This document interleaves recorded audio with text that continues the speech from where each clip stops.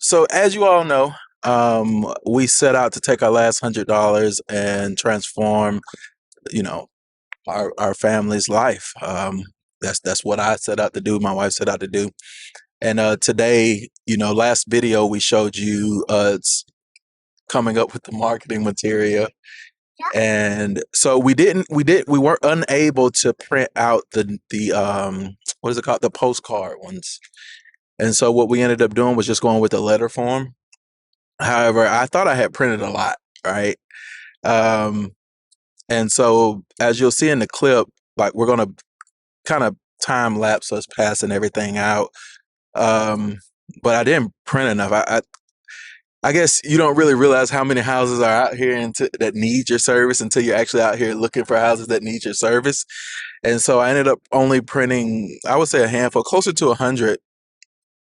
But we ended up I just see like there's a ton of houses out here that are just in need of it, and I know I don't have nowhere near enough flyers out here. So we're gonna clip to us passing them out, and you'll kind of see the process of that. We're putting them in mailboxes today.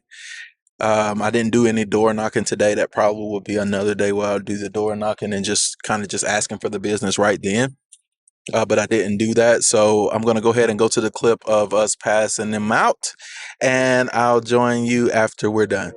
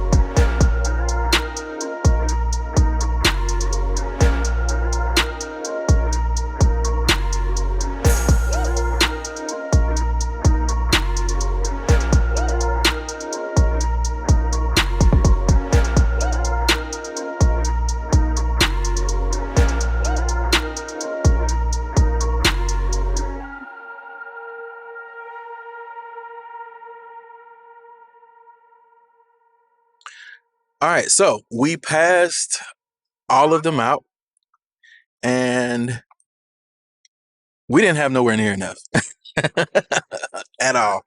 So the thing is, we prayed over them before we passed them out. I know we prayed over them when we made them, but we prayed over them again when we passed them out. But we were able to go through a few actual neighborhoods, and I want to talk, like, we targeted HOA neighborhoods, and my reasoning for that is simple. They have to keep their houses up to a certain caliber, and so services like that, I'm sure for people who are working throughout the day and things like that, they don't want to get out there and do those things themselves. Plus, if I'm finding a rusty mailbox like I did today, quite a few of them, then it lets me know that they're not out there making sure that they keep up and maintain those types of things. They're probably the type of individuals who are going to pay somebody like me to come out and do that service. And again, I want you to keep in mind that we didn't ask for a set price. We simply told them that, tips are acceptable, and whatever it is that they're wanting to give, they can give. But the main thing is to get those referrals, and then we'll charge the referrals if they didn't pay themselves. And I know it seems like a pretty gutsy move, but it just puts us in a position where we can gain business. We can get some before and after videos, things of that nature, record some quality content of us actually doing the work. And I feel like that's going to work best. But I mean, how you feel about everything, babe? I feel like we're doing exactly what the Holy Spirit wants us to do. I feel like, um, I guess I can pan it to myself, but I feel like we're kind of doing well, his partner Brandon, it was more of like the spirit of giving, like just give to people and see how God basically, like, I don't know, gives to us in a way, give and it'll be given unto you. So that was kind of like Brandon's feel of just do it for free for people and see how God blesses us. So I can't wait to see how it turns out. Yep. So for me, it's I definitely feel good about it. I was a little nervous at first coming out, and then as we drove to where we were going initially, the nerves kind of subsided. But I mean, I just don't feel like we put enough out. I feel like I need like 2,000 is how I feel. Because there's just so many places that now I'm thinking about could use it, like Sturbridge. You didn't even think about Sturbridge and down Troy Highway. Um, but yeah, I really believe that people are going to see the mission as being something they can support. Even if it's just simply having us come out and they just tell us that they're going to refer. We have quality content of us doing the work, and then from there we can, build a Facebook page before and after photos and stuff like that. And for those people who do allow us to come in and do work, there may be other things that they're in need of. Maybe they need their, dumpster sprayed out and cleaned. Maybe they need, something pressure washed, or leaves blown out of their yards. Whatever it is, gutters cleaned out. Like, the goal is to see, where we can take the services. That's my baby girl. But the goal is to see where we can take the services and what it is that we can get out of it, and just kind of, going off of the notion, like my wife said, just giving. There is no expectation. I know a lot of times we're taught to like give in order to receive. So when we, go to church or we go to certain places, we give an expectation that God's going to grant us our requests. But I want you to know that God is a giving God. He doesn't need you to give in order for him to give. That's more for you than it is for him. It's to keep your heart free, not to free his heart or his hand. And you can't pay for God's hand anyways, right? So this isn't really about that. It's not about getting money back. It's about doing an act of kindness so that that thing can spread, right, amongst us, humanity. Not so much so God just sends us $1 million and puts it in our bank account. I feel like he's going to grow the ministry because we're operating by faith, not so much because of we're paying mailboxes. Like, the thing that he gave us to do, in my honest opinion, was just so that the ministry can be manifested a certain way. I don't feel as though um, the work that we're doing is the thing God wants us to have. I feel like more of him is what he wants us to have. And we can only get more of him in this earth by spreading him in this earth. And that's ultimately what we're looking to achieve. And I know some people are going to be like, well, ain't that kind of contradictory? I mean, you just said you're giving in order to receive. We are. We definitely are giving in order to receive. But the expectation is not set on any one thing. It may be a situation where I get to talk to somebody. It may be a situation where somebody gets to talk to me. It may be a situation where somebody chooses to help further advance what it is that we're trying to do by some other means. We are looking to, eventually get all the equipment that we need, a truck, a pressure washer, a soft wash tank, like so many other things that we're looking to get, as we go on, so that we can expand the services that we're able to provide. Um, and I feel like at some point I could very easily get to the point where I can do a job and do something else for them for free. Hey, you let me do this, I'll do that for free. That was part of the plan as well. But that's nice. I just wanted to hop on and kind of walk you guys through that process of marketing. Um, and we're gonna kind of sit back and wait. I'm gonna print out some more, so you'll probably see us go out a few more times. But we're gonna kind of document the waiting process as well. I mean, until we get some calls in or um, things of that nature, maybe even some referrals. Maybe somebody doesn't even want to use our service, but they may ask us if we paint something else or if we do something else, and maybe we can take that on as an assignment as well and just see what happens. So, other than that, man, you guys keep your head up. Again, don't be afraid to jump out there and do it. Whatever it is that God's telling you to do, He's telling you to do it for a reason. He's not. There's more to it than just the thing that you're doing. And all that you do as you're doing it unto the Lord. So, I mean, even as we were riding, we were seeing people who had got their mailbox painted, but it didn't look that good.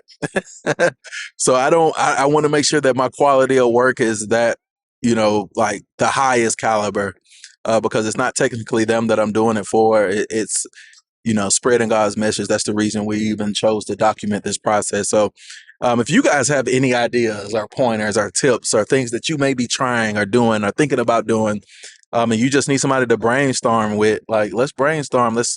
I don't mind hopping on a call with you and brainstorming or going through a few ideas.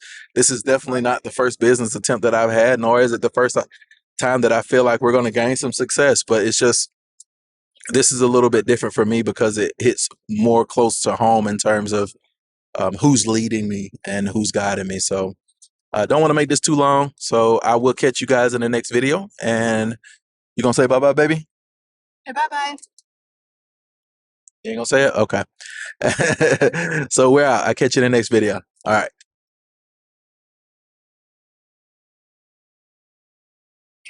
All right. So here's a little bonus content for you. First of all, I didn't mention in the last video that um,